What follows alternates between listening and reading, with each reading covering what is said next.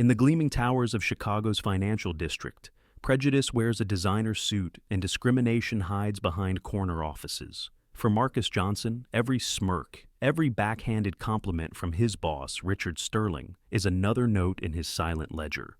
But in a world where power breeds arrogance, the most dangerous player might be the one they never see coming. Marcus Johnson straightened his tie for the third time that morning, studying his reflection in his car's rearview mirror. At 32, he had already established himself as one of the most promising financial analysts in Chicago, with an MBA from Northwestern and a track record that spoke volumes about his capabilities. Yet, here he was, fighting the familiar knot of anxiety in his stomach as he prepared to walk into Riverside Financial Corporation. It wasn't the work that made him anxious. Numbers had always been his sanctuary, a language that spoke to him with crystal clarity since childhood. It was what, or rather who, awaited him on the 47th floor that made his shoulders tense. Richard Sterling, his direct supervisor of 8 months.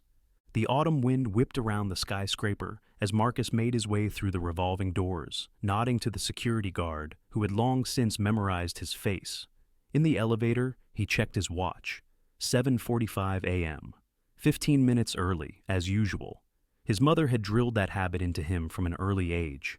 In this world, she'd say, you have to be twice as good to get half as far. Those words echoed in his head almost daily now. The elevator doors opened to the familiar sight of Riverside Financial's trading floor. The early morning quiet would soon give way to the controlled chaos of market hours. But for now, the space was peaceful, with only a few early birds like himself preparing for the day ahead. Marcus had just settled at his desk when he heard the sharp tap of expensive leather shoes approaching. His jaw clenched involuntarily. Well, if it isn't our early bird. Richard Sterling's voice carried its usual mix of false joviality and underlying contempt. Trying to make up for yesterday's performance, are we? Marcus kept his expression neutral as he turned to face his supervisor. Richard Sterling was the epitome of old money privilege, silver-haired, well-dressed in a suit that cost more than Marcus's monthly rent, with the kind of confidence that came from never having to prove yourself to anyone. Good morning, Mr. Sterling, Marcus replied evenly. I'm reviewing the Thompson account before the meeting. Ah, yes, the Thompson account. Sterling's smile didn't reach his eyes. The one where you suggested we should diversify their portfolio into emerging markets. Quite the innovative approach. He made innovative sound like a slur. The analysis supports, Marcus began, but Sterling cut him off with a wave of his manicured hand. The analysis supports whatever you want it to support, doesn't it? Sterling leaned against Marcus's desk, invading his space. Let's be clear here. The Thompsons have been with this firm for 3 generations. They don't need innovative approaches from someone who's barely gotten his feet wet in this business. Marcus felt heat rising in his neck, but kept his voice steady. With all due respect, sir, the market conditions... Market conditions? Sterling scoffed. You know what your problem is, Johnson? You're trying too hard to prove something. Sometimes I wonder if this level of corporate finance is really the right fit for your talents. The implication hung heavy in the air as other employees began filtering onto the floor, pretending not to notice the exchange. This wasn't the first time Sterling had made such remarks, each one carefully worded to maintain plausible deniability while cutting deep. I appreciate your feedback, Marcus said, turning back to his computer. I'll have the revised proposal on your desk by noon. Make it 10 a.m., Sterling replied. And Johnson, wear a different tie tomorrow. That one's a bit urban for our client meetings. Marcus waited until Sterling's footsteps faded before letting out a slow, controlled breath. His hand moved unconsciously to the tie, a deep blue silk number from Brooks Brothers that his sister had given him for his birthday, the same tie Sterling himself had worn last week to a board meeting. Opening his email, Marcus noticed a message from HR confirming his meeting with them later that week. It was his 3rd attempt to discuss Sterling's behavior, but he held little hope for any real change. The previous 2 meetings had resulted in nothing but vague promises to look into the situation and subtle suggestions that perhaps he was being oversensitive. What Sterling didn't know, what none of them knew, was that Marcus had been meticulously documenting every interaction, every backhanded comment, every instance of being passed over for opportunities that went to less qualified colleagues. He had spreadsheets tracking project assignments, client feedback, and performance metrics. Being good with numbers had its advantages. But he also had something else, something that made him smile slightly as he pulled up the Thompson account analysis. It was the kind of smile that might have made Sterling nervous if he'd seen it, the smile of someone who knew something that could change everything. As more colleagues arrived, Marcus immersed himself in his work, fine-tuning his proposal. Around him, the office came to life with the usual morning bustle. Lisa from accounting stopped by his desk, offering a sympathetic smile. She'd witnessed enough of Sterling's behavior to understand, though she never said anything openly. "Morning, Marcus," she said, placing a cup of coffee on his desk. "Thought you might need this. The Thompson meeting's going to be interesting." "Thanks, Lisa," he replied, gratefully accepting the coffee. "How's the merger documentation coming along?" "Actually, that's partly why I stopped by," she lowered her voice. "I found some discrepancies in the numbers. Nothing major, but—" She glanced around before continuing. "There's a pattern. Thought you might want to take a look, given your eye for detail." Marcus nodded, understanding the unspoken message. Lisa had been at Riverside for 15 years and had seen her share of office politics. She hadn't risen as high as her talents deserved, but she saw everything. "Send them over," he said quietly. "I'll review them during lunch." As Lisa walked away, Marcus's phone buzzed with a text from his sister, Diana, a corporate lawyer with a major firm in New York. "Got your email? Call me tonight. Think we might have something." Marcus allowed himself another small smile as he saved his revised proposal and prepared for the morning meeting. Sterling might think he knew everything about the business world, but he had no idea what was coming. The key was patience, something Marcus had learned early and well.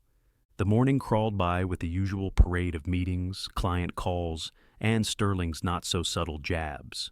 During the Thompson presentation, Sterling had made a point of questioning every aspect of Marcus's analysis in front of the clients, his criticism thinly veiled as constructive feedback.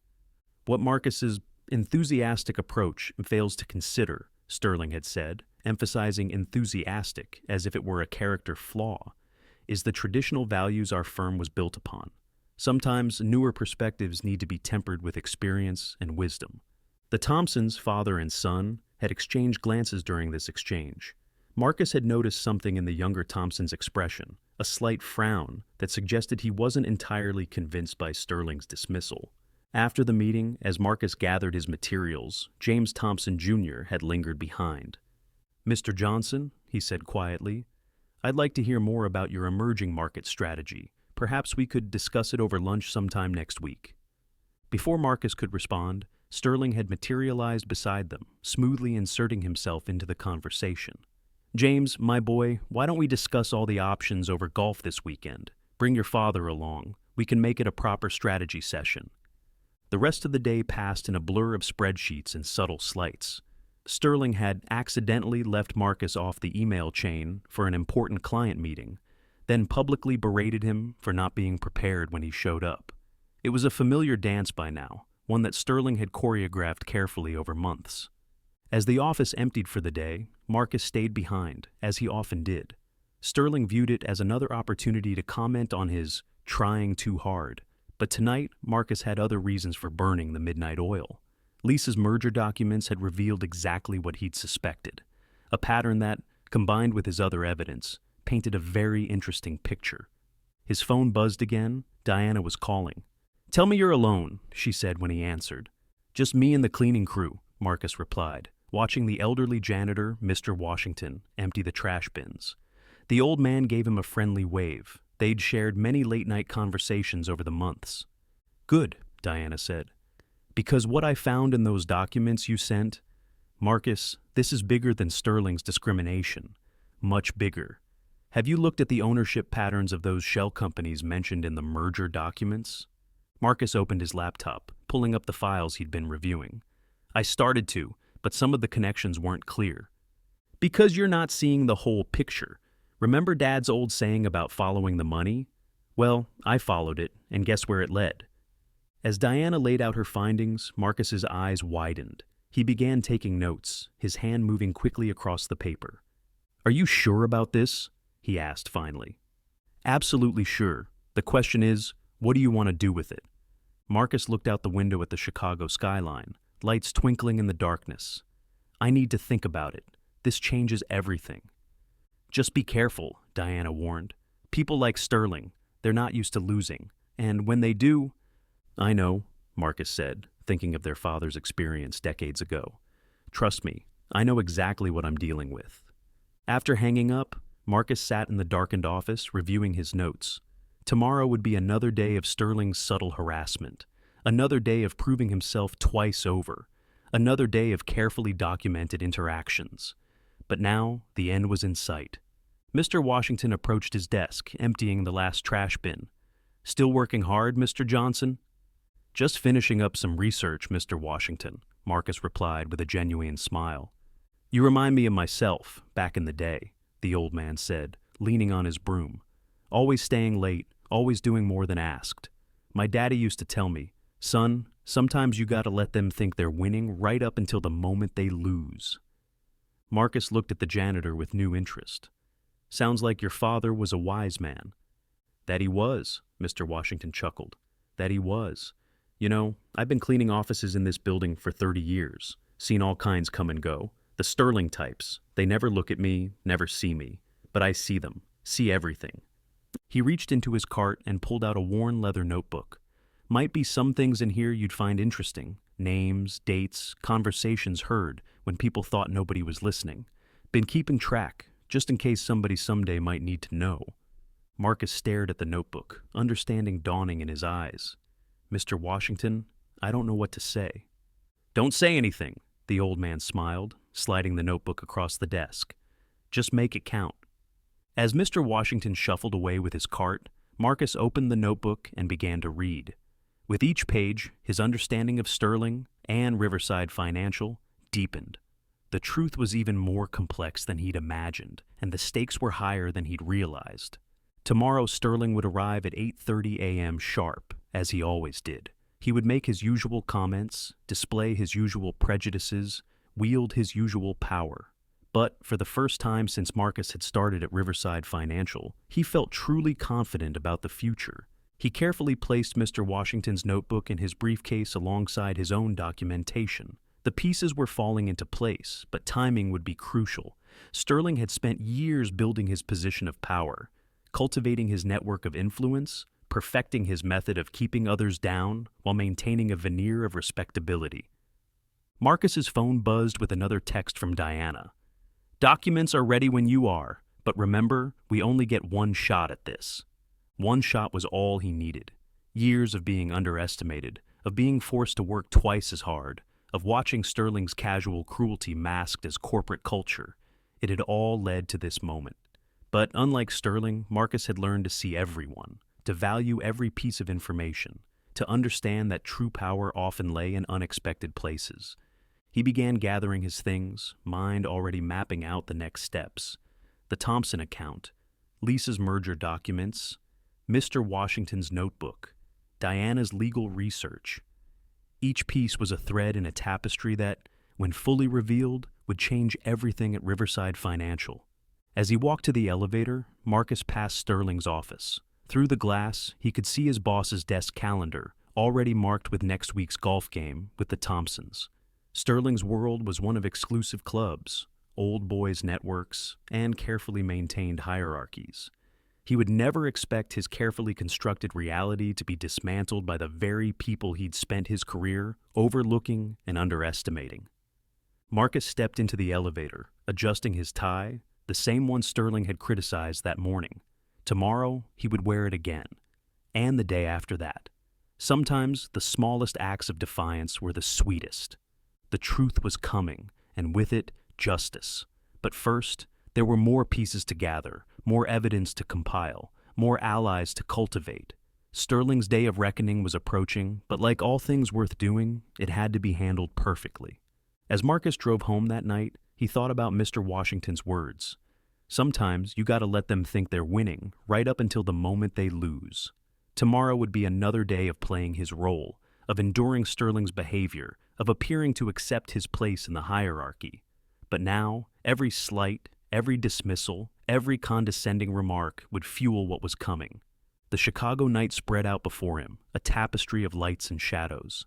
Somewhere in that cityscape, Sterling was probably at his club, sharing drinks with people who looked and thought just like him, secure in his position and power. He had no idea that his world was about to change, or that the agent of that change was the very person he'd worked so hard to keep down. Marcus smiled as he drove, already anticipating the days ahead. The truth was a powerful thing, but timing was everything, and the time was almost right. The next morning dawned clear and crisp, a perfect Chicago autumn day. Marcus arrived at his usual early hour, but today he had company. Lisa was already at her desk, surrounded by stacks of papers. "You're in early," he remarked, setting his briefcase down. She looked up, dark circles under her eyes suggesting a sleepless night. "Those discrepancies we discussed, they led me down a rabbit hole. Marcus, I think I found something you need to see." Before she could elaborate, the elevator dinged and Sterling strode onto the floor, earlier than usual. Both Marcus and Lisa straightened instinctively, their conversation cut short. Sterling paused by Marcus's desk, eyes narrowing at the sight of the same blue tie. "Bold choice, Johnson," he said, voice dripping with false concern. "Though I suppose some people have trouble understanding subtle professional cues." His gaze flickered to Lisa. "Ms. Chen, I believe those quarterly reports were due on my desk last night." "They'll be there within the hour, Mr. Sterling," Lisa replied quietly. "See that they are. And Johnson, I need you to redo the Thompson presentation. Your numbers seem optimistic. We wouldn't want to mislead our valued clients with unrealistic projections, would we?" Marcus met Sterling's gaze steadily. "Of course not, sir. Though my analysis is backed by 5 years of market data and 3 independent sources. Nevertheless," Sterling's smile tightened, "I'd feel more comfortable with a more conservative approach. Have it on my desk by end of day." He turned and walked away, leaving behind the familiar scent of expensive cologne and thinly veiled contempt. Once Sterling was safely in his office, Lisa leaned over. "Check your email. I sent you something interesting about those shell companies Diana was investigating, specifically their connection to the country club where Sterling takes his special clients." Marcus pulled up his email, scanning the documents Lisa had sent. His eyes widened slightly as he processed the information. The country club wasn't just a venue for Sterling's business meetings. It was a hub for something much more significant. Throughout the morning, Marcus maintained his usual routine, but his mind was racing. During his lunch break, he met Diana at a small cafe 3 blocks from the office. "Got your message," she said, sliding into the booth. "Lisa's fine changes things. We need to move carefully here." Marcus nodded, pushing his untouched sandwich aside. The country club angle connects everything. The shell companies, the merger irregularities, even the Thompson account. It's all linked to what's happening there. "Exactly," Diana leaned forward, lowering her voice. "And guess who just became a member last month? James Thompson Jr., the same one who wanted to hear more about your emerging market strategy." Marcus sat back, pieces clicking into place. Sterling's been steering clients there for years. It's not just about golf and networking, is it?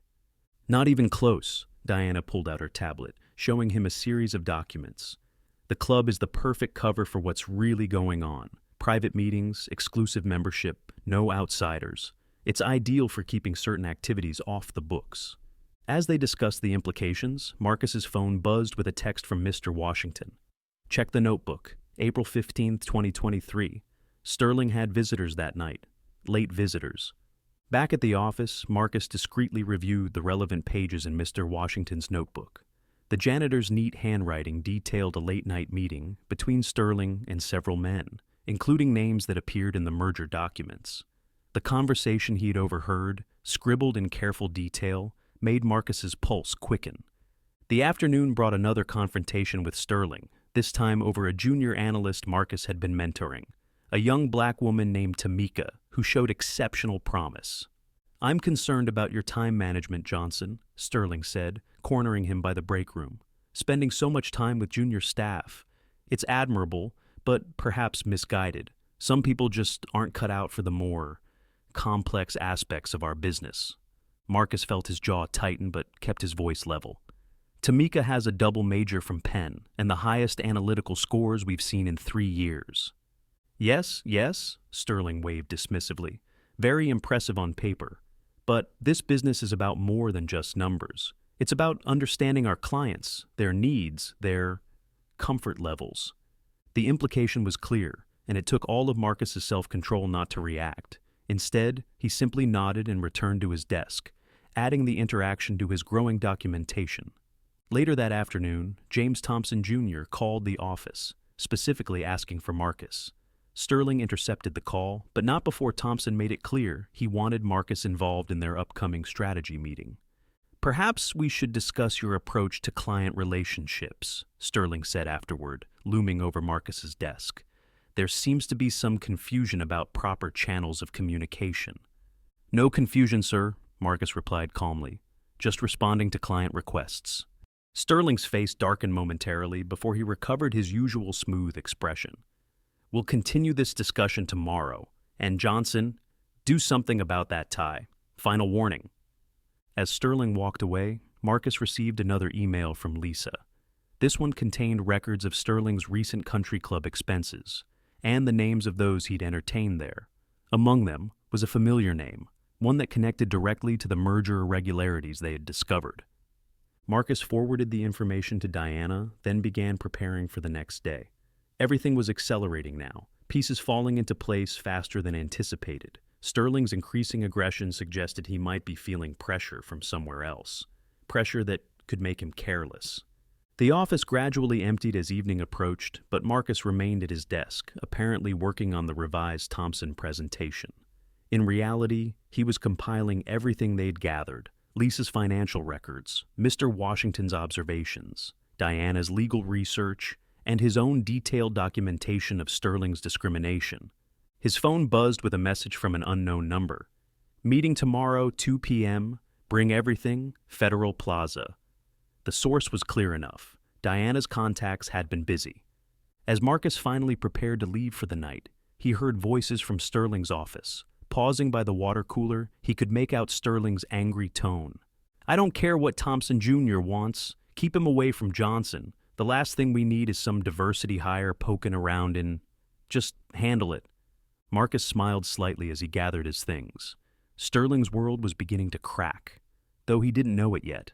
Tomorrow would bring new challenges, new confrontations, and perhaps the beginning of the end. The security guard nodded to Marcus as he left the building. "Have a good night, Mr. Johnson. Big day tomorrow?" Marcus adjusted his tie, the same blue tie he'd wear again tomorrow. "You could say that, Joe. You could definitely say that." As he drove home through the Chicago night, Marcus thought about everything that had led to this moment. Years of enduring subtle and not-so-subtle racism, of being underestimated and overlooked, of watching others face the same treatment. Sterling's day of reckoning was approaching, but it wasn't just about one man's bigotry anymore.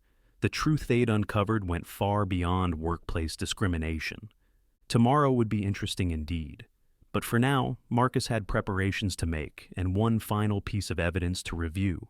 Something Mr. Washington had slipped him just before leaving, with a knowing smile and a whispered, "Sometimes the best evidence comes from those nobody sees."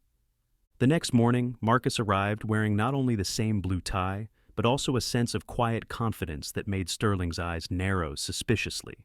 The morning meeting was tense, with Sterling becoming increasingly agitated as Marcus calmly presented updated figures for the Thompson account.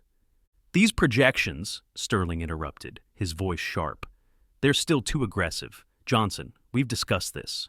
Perhaps you're not understanding." "Actually," Marcus replied smoothly, "I've taken the liberty of having these figures independently verified by 3 separate analysts." He slid forward another document, "including Harrison and Mills." Sterling's face tightened. Harrison and Mills was the most respected financial analysis firm in Chicago, and their stamp of approval was beyond reproach. What Sterling didn't know was that Diana had connections there, and they'd been more than interested in reviewing the full scope of Riverside Financial's recent activities. That's not standard procedure," Sterling managed, his usual composure slipping slightly. "I thought it prudent, given the importance of the Thompson account," Marcus responded, maintaining eye contact, "especially since James Thompson Jr. specifically requested my involvement."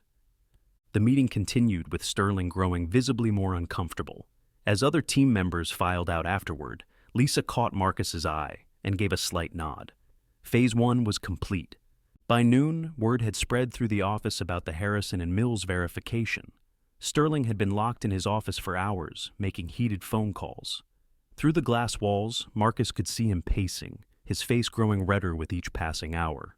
At 1:30 p.m., Marcus began preparing for his meeting at Federal Plaza. He was gathering his documents when Sterling suddenly appeared at his desk, closer than usual, his expensive cologne nearly overwhelming. "Johnson," his voice was low, dangerous. "A word in my office, now." Marcus followed Sterling, noting how the other employees quickly looked away. They'd seen this scene before. Sterling's private mentoring sessions that usually ended with another promising career derailed. Inside the office, Sterling closed the door and moved behind his desk, attempting to regain his usual air of authority. "You've been busy lately, Johnson. Very busy. Making calls, staying late, having meetings." "Just doing my job, Mr. Sterling." "Your job?" Sterling's laugh was harsh. "Your job is what I say it is. And right now, you're overstepping. The Thompsons are my clients. They always have been. They always will be. Whatever game you're playing—" "No game, sir," Marcus interrupted calmly. "Just ensuring our clients receive the best possible service. Isn't that what Riverside Financial stands for?" Sterling leaned forward, his mask slipping further. "Listen carefully, because I'm only going to say this once. You're out of your depth here, way out. There are things going on that you couldn't possibly understand, things that could make your career disappear very, very quickly." "Are you threatening me, Mr. Sterling?" "Threatening?" Sterling's smile was cold. "I'm giving you friendly advice. Drop the Thompson account. Stay away from the merger documentation. Focus on your basic analytics, and maybe, just maybe, you'll have a future here. Otherwise—" He shrugged. "Well, references are such subjective things, aren't they?" Marcus stood slowly, straightening his tie. "Thank you for your advice, Mr. Sterling. Will that be all?" Sterling studied him for a long moment. "That tie, you're wearing it deliberately, aren't you? Making some kind of statement?" "It's just a tie, sir, though your continued focus on it is interesting." "Get out," Sterling snapped, "and have your desk cleared by end of day. I think it's time for Riverside to move in a different direction with your position." Marcus paused at the door. "Actually, sir, I have a 2 p.m. meeting that might interest you. Perhaps you'd like to join me." "Are you deaf? I said you're fired." "The meeting's at Federal Plaza," Marcus continued calmly, "with some people very interested in Riverside Financial, and the country club, and those shell companies you've been using to—" Sterling moved with surprising speed, grabbing Marcus's arm. "What did you say?" Marcus looked pointedly at Sterling's hand until he released his grip. "As I said, it's an interesting meeting. Your friend Gerald Matthews will be there too. You remember Gerald from the club? He's been very cooperative since the SEC started asking questions." The color drained from Sterling's face. You've been paying attention, keeping records, learning from every dismissive comment, every friendly advice session, every client you steered toward your little side operations." Marcus straightened his tie again. "Like you said, sir, some people try too hard to prove something." Sterling fell back against his desk, his carefully constructed world beginning to crumble. "You don't understand? You couldn't possibly—" "Oh, but I do," Marcus replied. Mr. Washington's notebook was particularly enlightening. It's amazing what people say when they think the cleaning staff can't hear them, or what they leave in trash cans for observant people to find. The office beyond the glass walls had gone completely still, everyone pretending not to watch the drama unfolding in Sterling's office. Marcus checked his watch. "It's 1:45, coming to the meeting. I'm sure they'd love to hear your perspective on everything. The discriminatory practices, the shell companies, the creative accounting. It's quite a story." Sterling gripped his desk, knuckles white. "I'll destroy you," he whispered. "One phone call, and you'll never work in finance again." Marcus smiled, reached into his briefcase, and pulled out a thick folder. "Actually, I think you should read this first. It's fascinating reading. Emails, recordings, witness statements, financial records. Did you know Lisa Chen has an eidetic memory, or that Mr. Washington's grandson is a federal prosecutor?" He placed the folder on Sterling's desk, watching as the older man's hand shook while opening it. "The meeting's in 15 minutes. You might want to call your lawyer." "Oh, and Mr. Sterling? The tie was my father's. He wore it to his last day at a firm very much like this one, 30 years ago, right before he filed the discrimination lawsuit that ended 3 careers and changed company policy across the industry." Marcus turned to leave, then paused. "You know what the real irony is? If you'd actually looked at the Thompson account data, you'd have seen that your offshore accounts were leaving a trail. But you were so busy watching my tie, you missed the numbers right in front of you." As Marcus walked out of Sterling's office, he heard the sound of frantic phone calls beginning behind him. The next few hours would be interesting indeed, but for now, he had a meeting to attend. And somewhere in the building, Mr. Washington was probably smiling as he pushed his cleaning cart, knowing that sometimes justice comes from the most unexpected places. The elevator doors opened, and Marcus stepped in, adjusting his tie one last time. The truth was finally coming to light, but the story wasn't over yet. Sterling's reaction was just the beginning. There were still cards to play, revelations to unfold, and consequences to be faced. The Federal Plaza meeting room was packed when Marcus arrived. Diana was already there, along with 2 SEC investigators, James Thompson Jr., and, surprisingly, Mr. Washington himself, looking dignified in a crisp suit rather than his usual custodial uniform. "Right on time," Diana smiled, but her eyes were scanning the door. "Is he coming?" Before Marcus could answer, Sterling burst into the room, his lawyer hurrying behind him trying to grab his arm. "Richard, don't say any—" "You think you're clever, don't you, Johnson?" Sterling snarled, his usual polished demeanor completely shattered. "Playing your little game, gathering your so-called evidence?" One of the SEC investigators cleared his throat. "Mr. Sterling, I advise you to sit down and listen carefully. Your lawyer is right. Anything you say can and will be used." "Used?" Sterling laughed, an edge of hysteria in his voice. "None of you understand how this works. One phone call, that's all it takes. I've built this network over 30 years. You think some diversity hire and a janitor can bring it down?" Mr. Washington stood slowly, and for the first time, Marcus saw Sterling falter. The old janitor reached into his briefcase and pulled out not 1 notebook, but 3. 30 years, you say? Funny you should mention that number. That's exactly how long I've been keeping these records. James Thompson Jr. leaned forward. "Records of what, exactly?" "Everything," Mr. Washington replied simply. "Every late-night meeting, every document left in the trash, every conversation when they thought nobody was listening. 30 years of watching men like Mr. Sterling here operate their little empires." Sterling's lawyer was tugging desperately at his client's sleeve, but Sterling shook him off. "You're going to take the word of a janitor over a respected financial executive?" Diana interrupted smoothly. "No, Mr. Sterling. We're going to take the word of Robert Washington, former SEC investigator, who's been working deep cover for the past 3 decades. Would you like to know how many cases he's helped crack, how many operations like yours he's helped dismantle?" The revelation hit Sterling like a physical blow. He staggered back, staring at Mr. Washington with new eyes. You were just the cleaning man," Mr. Washington smiled. "The invisible man. The one you never bothered to look at, much less remember his name. Did you know I was there the night you and Gerald Matthews discussed the offshore accounts? Or when you made that call about handling the Thompson account, the old-fashioned way?" James Thompson Jr. stood up, his face dark with anger. "That call wouldn't happen to have been about keeping certain clients away from more diverse portfolio managers, would it?" Sterling's lawyer jumped in. "My client exercises his right to—" "Bit late for that," Diana cut in, spreading documents across the table. "We have the recordings, the paper trail, the witness statements. But more importantly, we have the numbers.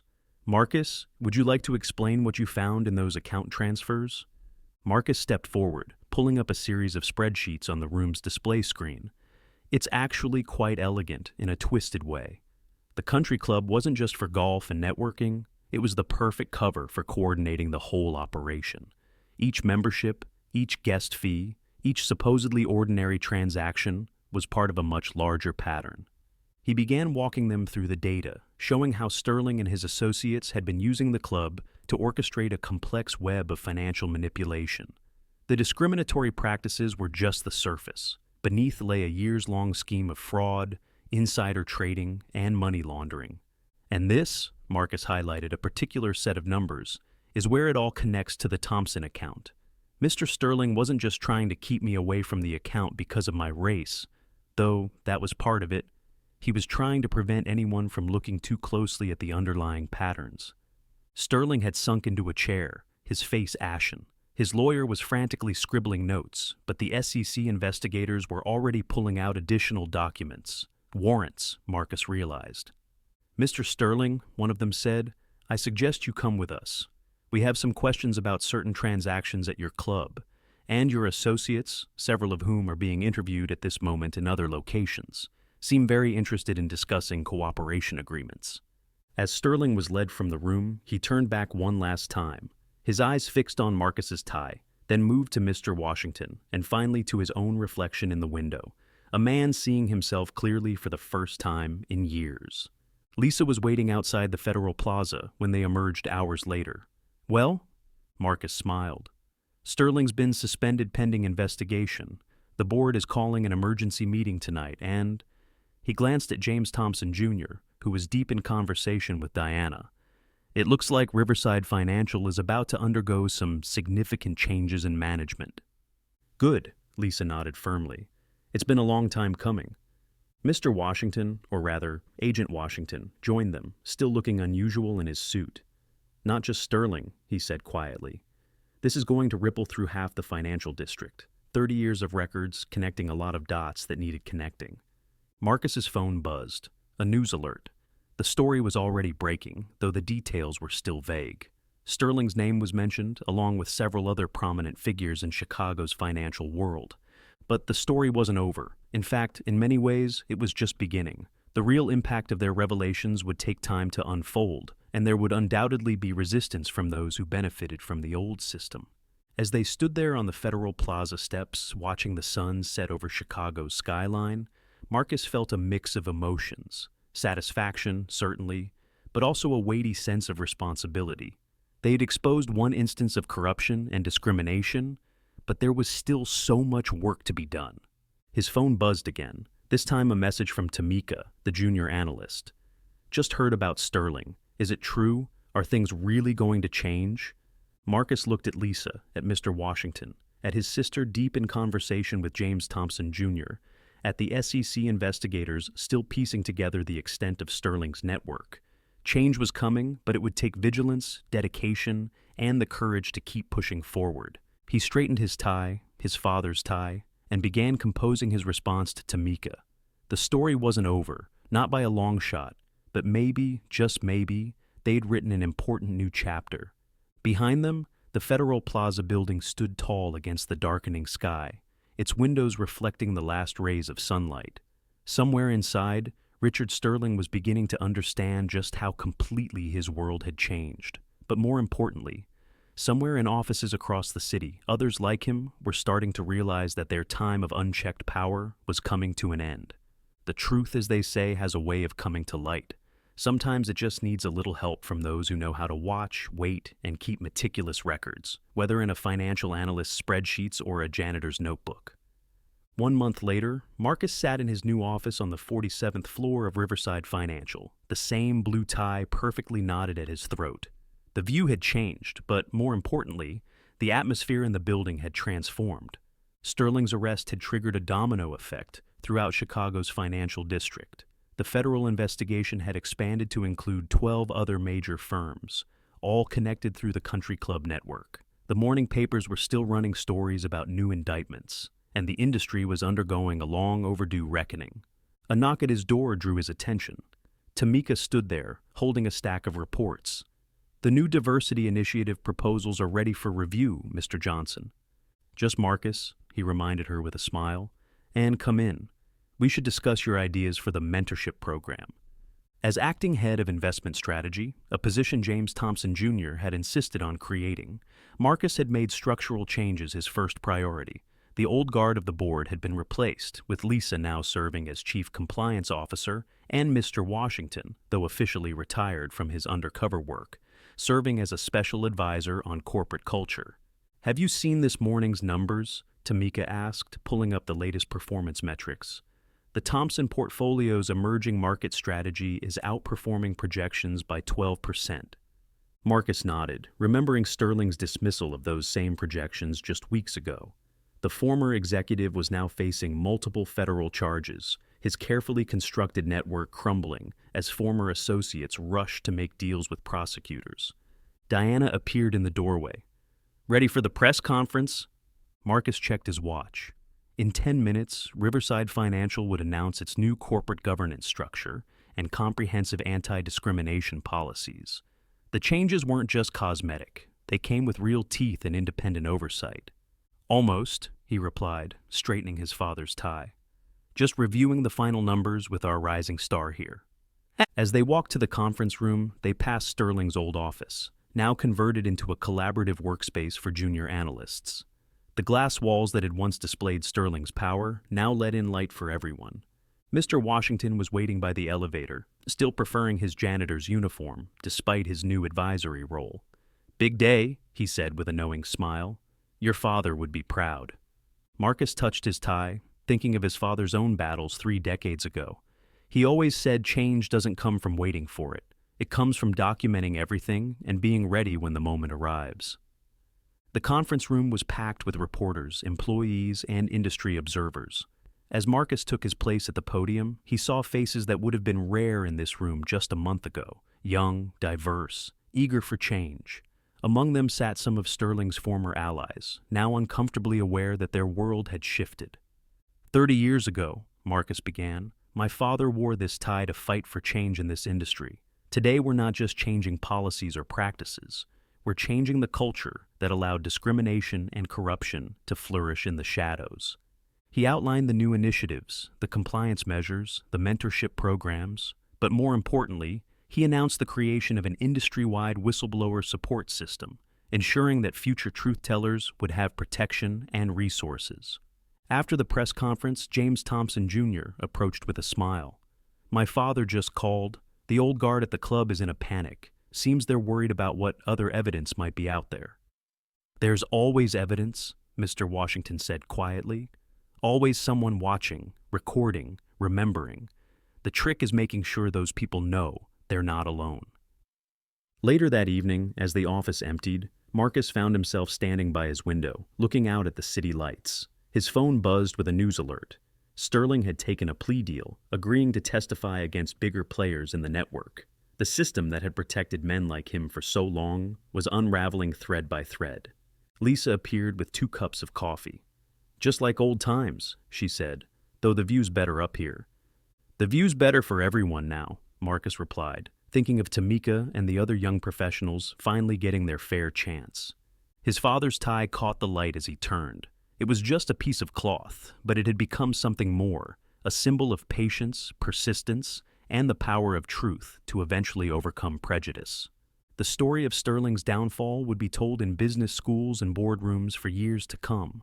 But the real story wasn't about one man's disgrace or even one company's transformation.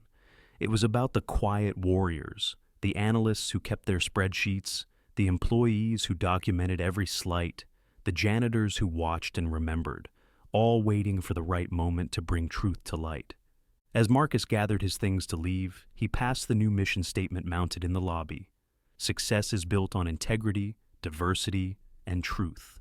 Below it hung a simple frame containing a handwritten page from Mr. Washington's notebook, a reminder that justice often comes from unexpected places, and that true change requires both patience and perseverance. The blue tie would hang in his closet now, ready for the next battle, because while they had won this fight, the war for equality and justice was far from over.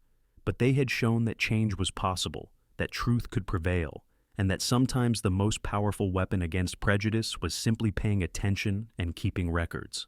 As he stepped into the Chicago night, Marcus smiled, knowing that somewhere, in offices and boardrooms across the city, other Sterling types were looking nervously over their shoulders, wondering what evidence was being gathered, what records were being kept, what truths were waiting to come to light. The game had changed, and the invisible ones, the ones that men like Sterling never bothered to see, were finally writing the rules.